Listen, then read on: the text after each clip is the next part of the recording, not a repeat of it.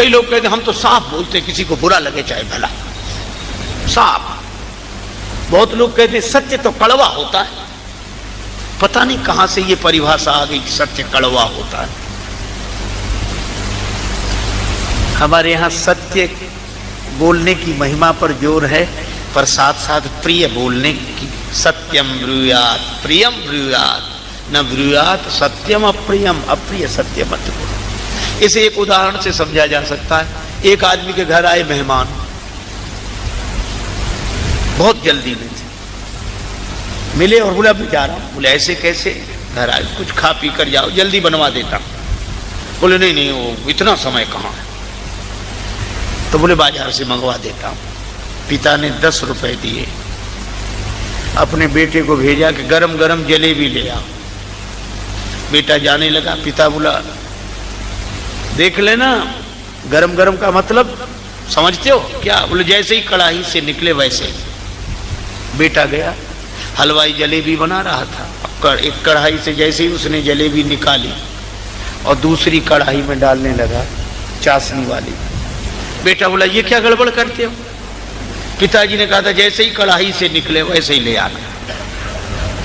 अच्छा अब आप बताओ, अगर एक ही कढ़ाई से निकली वह जलेबी ले आए तो सिकी तो खरी है, खरी है, इसमें कोई संदेह नहीं, खरी है, लेकिन स्वाद आएगा? नहीं आएगा जब तक चाशनी में न डुबोई जाए। बस यही है, अपनी वाणी की जलेबी को सत्य की कढ़ाई में खरी सेक तो लो, लेकिन शील की चाशनी में डुबोकर सामने वाले को दो। एक कवि ने तो कहा कि परमात्मा ने इस शरीर की संरचना में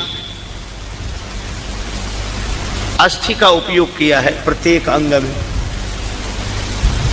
हड्डियां ही हड्डियां हैं, लेकिन एक यह जिह्वा ऐसी है कि इसमें कोई अस्थि का प्रयोग नहीं किया। क्यों? उस कवि ने कहा कि कुदरत को ना पसंद थी सख्ती बयान में, कुदरत को ना पसंद है सख्ती बयान में, इसीलिए तो दी नहीं हड्डी जवान में। भरत जी के द्वारा यह उपदेश लेना चाहिए कि अपने से बड़ों की बात का पहले मंडन करो। ऐसे नहीं सुनते ही वो बेचारे बोले नहीं नहीं नहीं ये ऐसा ऐसा नहीं, ये ठीक नहीं, तो हम सुनेंगे नहीं। अब ये कोई बात हुई? अपमान हो गया।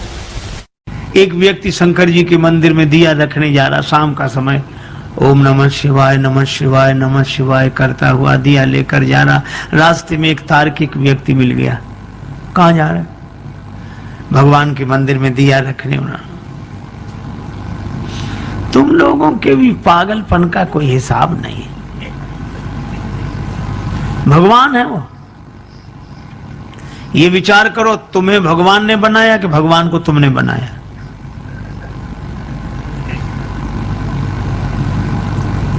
वो आदमी सोचने लगा कि हम तो भगवान की पूजा के लिए जा रही, कहां से तर्क करने वाला रास्ते में मिल गया ये। तो उसने कहा कि भैया तुम बताओ क्या करें हम तो मंदिर में दिया रखने जा रहे हैं, पूर्वजों से हमारे सब पितर यही करते आए हैं। तो वो क्या बोला, इतने दिनों से गलती चली आई तो क्या सही मान ली जाएगी? इसका अर्थ तुम भी गलत, तुम्हारी पीढ़ियां भी गलत। उस व्यक्ति ने कहा तो हम क्या करें ये बताओ। वो बोला विचार करो ये दिए में ज्योति कहां से आई? अब है विचित्र बात की नहीं? अब दिए में ज्योति कहां से आई? उस व्यक्ति ने सोचा कि अगर हम कह दें कि माचिस की तीली से आई तो ये पूछेगा कि तीली में कहां से आई। इस कहां का तो अंत ही नहीं है। उस व्यक्ति ने बड़ा अच्छा काम किया। जैसे उसने पूछा कि दिए में ज्योति कहां से आई, उसने फूंक मार कर दिया ही बुझा दिया। जैसे ही दिया बुझाया तो उस व्यक्ति ने कहा कि तुमने दिया क्यों बुझा दिया? तो यह व्यक्ति बोला कि अब तुम ही बताओ दिए की ज्योति कहां गई?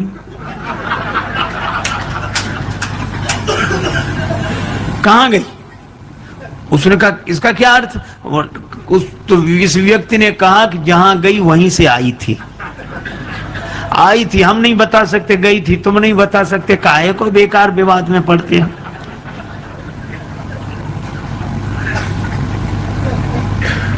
अच्छा, इस तर्क से कुछ हल भी नहीं होता, कुछ हाथ भी नहीं लगता। तर्क से आप कुछ भी सिद्ध कर दो। महाभारतकार कहते हैं तर्को अप्रतिष्ठा, इस तर्क की कोई प्रतिष्ठा नहीं है।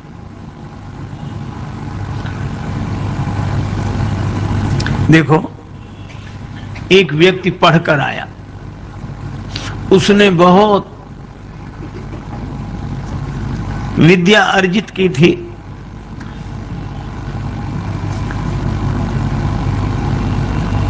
मां ने कहा कि बेटा तू अभी अभी लौटा है, स्वल्पाहार कर ले, 2 लड्डू खा ले। बेटा बोला पहले मेरी विद्या का चमत्कार देखो जो मैंने पढ़ा है। मां बोली क्या चमत्कार? बेटा बोला असंभव को संभव सिद्ध कर दूं। मां बोली कैसे करेगा, जो है नहीं उसको कैसे सिद्ध करेगा? पिता भी पास आकर बैठ गया कि देखें इसकी विद्या। बेटा बोला कि लड्डू कितने रखे हैं? मां बोली 2, बेटा बोला 3। कहा कैसे? बोला अभी सिद्ध कर देता हूं। कहा गिनो। मां ने गिनना शुरू किया, 1 लड्डू में 1, दूसरे लड्डू पर उंगली रखी 2, बेटा बोला 2 और 1 3। अब मां इधर से भी गिने 1, बेटा कहे ठीक, 2, बेटा तुरंत कहे 2 और 1 3। गणित का सिद्धांत, जहां 2 और 1 वहां 3 तो होते ही हैं। अब मां ने कहा कि बेटा मैं सिद्ध भले ही ना कर पाऊं पर लड्डू तो 2 हैं। बेटा बोला सिद्ध करो तो मानो, लड्डू तो 3 हैं।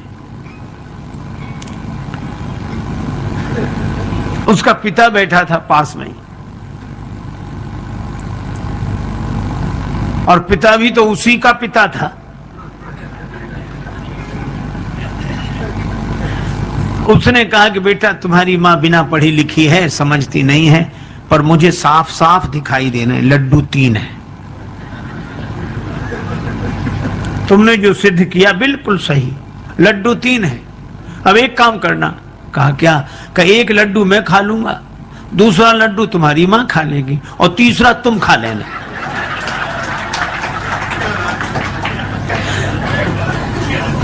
अरे भाई हाथ लगा क्या? इश्क वाले कर गए तय मंजिलें, इश्क वाले कर गए तय मंजिलें, आकिलों के रास्ते दुश्वार थे।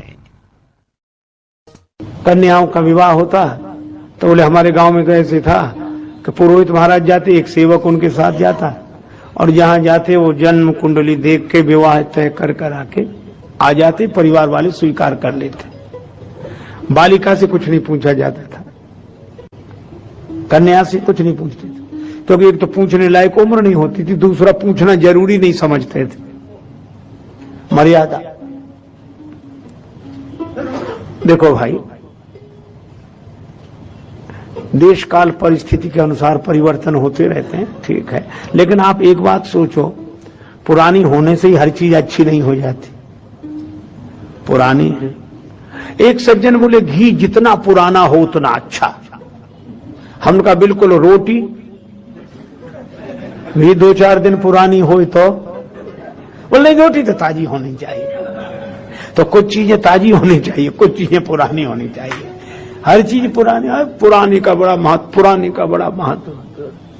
देखो, तो मैं आपसे चर्चा कर रहा था कि वो ठीक है, सबसे पूछा जाता था, पर उस कन्या से ही नहीं पूछते थे जिसे जिंदगी बितानी है, जिसे दूसरे, उसके भी भावों को जानो, उसके भी विचारों को जानो। अब पुराना है तो अच्छा ही है, सब अच्छा ही है। मैं अपनी व्यक्तिगत बात कहता हूं, मुझे ये परतंत्रता लगती है। लेकिन आप ये ना सोचो कि आज कुछ बहुत अच्छा हो गया, आज दूसरी विडंबना है। उस जमाने में कन्या से कोई कुछ नहीं पूछता था, विवाह कर दिया जाता था। आज कन्या किसी से नहीं पूछती। प्रतिक्रिया कैसी हुई है? तो मुझे लगता है वह परतंत्रता थी और यह स्वच्छंदता है। पहले की नियमावली देखो तो ब्रेक लगे ही थे गाड़ी में, इसीलिए गाड़ी आगे बढ़ी नहीं। गाड़ी वहीं की वहीं खड़ी, हम कह रहे हम बहुत महान हैं, बहुत महान हैं। इतने महान है कि आज तक आगे ही नहीं बढ़े, वहीं के वहीं खड़े, ब्रेक लगे इतने तगड़े। अच्छा अगर ब्रेक लगे ही नहीं तो गाड़ी आगे बढ़ेगी कैसे? लेकिन दूसरी विडंबना भी है, ब्रेक अगर खोल के फेंक दो तो एक्सीडेंट बचाएगा कौन? उन लोगों ने नियम के ब्रेक तगड़े लगा के रखे थे पुराने लोगों ने, इसलिए प्रगति के पथ पर जीवन की गाड़ी आगे नहीं बढ़ी। आज के लोगों ने ब्रेक खोलकर फेंक दिए हैं, इसलिए रोज दुर्घटनाएं हो रही हैं, एक्सीडेंट हो रहे हैं। तो करें क्या? मुझे तो लगता है कि धर्म अपने जीवन में स्वतंत्रता में फल फूलता है, फूलता फलता है, परतंत्रता में भी नहीं, स्वच्छंदता में भी नहीं। और ये स्वतंत्रता अगर मुझसे कोई पूछे तो रामचरितमानस ने सिखाई है। तुलसीदास जी को लगा ये कोई स्वयंवर है, स्वयंवर उसमें कहते हैं जिसमें कन्या स्वयं वर का वर्ण करे, उनकी भावनाओं का ख्याल करो, उनको देखो। और ये कोई धनुष, जो धनुष तोड़ दे उसी के गले में जयमान डाल दिए, स्वयंवर है कि धनुष जग है? अरे कन्या वर को पसंद ना करे, धनुष कर ले पसंद और कन्या माला डाल दे, निर्णायक धनुष, ये स्वयंवर नहीं है। तो तुलसीदास जी तक ने इसको धनुष यज्ञ लिखा। धनुष यज्ञ सुन रघुकुल ना था, आए देखन चाप मक। लेकिन जब पुष्प वाटिका में मिले, राम जी ने सीता जी को देखा, सीता जी ने राम जी को, जब दोनों ने एक दूसरे का स्वयं वर्ण किया, तब लिखा सीय स्वयंवर देखिए जाई, ईस काहिधों देय बढ़ाई, तब स्वयंवर। लेकिन वर कन्या विवाह के पहले मिले कि ना मिले? स्वच्छंद वृत्ति वाले कहेंगे कोई हानि नहीं, तो ठीक है, कोई स्वच्छंद। पुराने लोग अरे राम राम ऐसा है, हमारे दिन है ऐसा, क्या मुसीबत है। पर तुलसीदास जी ने कहा कि नहीं, विवाह के पहले वर कन्या मिले, इसीलिए पुष्पवाटिका प्रसंग है। लेकिन राम जी गए गुरु जी के लिए पूजा के लिए फूल लेने, और सीता जी गई गिरिजा जी के पूजन के लिए। विवाह के पहले वर कन्या मिले, ये धर्म सम्मत है, लेकिन वासना के भाव से नहीं, उपासना के भाव से, क्योंकि पूजा के भाव में। अच्छा वर कन्या ने एक दूसरे को देख लिया, पसंद भी कर लिया, पर विवाह नहीं किया। स्वतंत्रता है, स्वच्छंदता नहीं। फिर गौरी माता जैसे कहे, गौरी माता ने आशीर्वाद दिया कि ठीक है, गुरु जी ने राम जी को आशीर्वाद दिया, ठीक है, यह है धर्म। हम स्वतंत्र हों, स्वच्छंद न हो, तो जो स्वच्छंदता पर रोक लगावे उसका नाम धर्म है, और जो परतंत्रता से मुक्ति देकर आज जीवन की प्रगति करावे उसका नाम धर्म है। इसीलिए जहां धर्म वहां अभ्युदय है। तो सीता जी ने भी आज प्रार्थना भी तो की किसकी? हे गणेश जी महाराज, शंकर भगवान, माता पार्वती, और फिर अब हमारा प्रेम है तो हमें मिलेंगे। भगवान सब समझ गए, तो कृपा निधान राम सब जाना। अब सीता जी मना रही हैं गौरी जी को, और राम जी धनुष तोड़ने जा रहे हैं, तो किसे मना रहे हैं? गुरु ही प्रणाम मन ही मन की ना। आप देखो तो ये कितना धर्ममय जीवन, धर्ममय आदर्श। तो अति लाघव उठाए धनु लीना, सफलता मिल गई। एक ही क्षण में जय जन मध्य राम धनु तोरा, भरे भुवन धुन घोर कठोरा, जय जयकार होने लगी। आहा, सीता जी प्रसन्न हो गई, जयमाल लेकर आई, प्रभु को जयमाल पहनाई, जय जयकार हुई। देखो ये मिल गए कौन? सुख और शांति। सीता राम जी सुख और शांति है, शांति सीता जी है, और सुख स्वरूप रघुवंश मणि, ये दोनों मिल गए, माला गिर गई दृश्य। इसका अर्थ यह है कि जहां जीवन धर्ममय होगा, जहां जीवन में धर्म का पालन होगा, वहां सुख शांति मिल जाएंगे। यही श्री सीताराम जी का विवाह है। और धर्म नहीं होने पर हमारे जीवन में अशांति होगी, हम दुखी होंगे। तो सुख शांति का मिलन सीताराम जी का मिलन है, और ये धर्म के पालन से जीवन में आता है, और इस धर्म की स्थापना के लिए भगवान आते।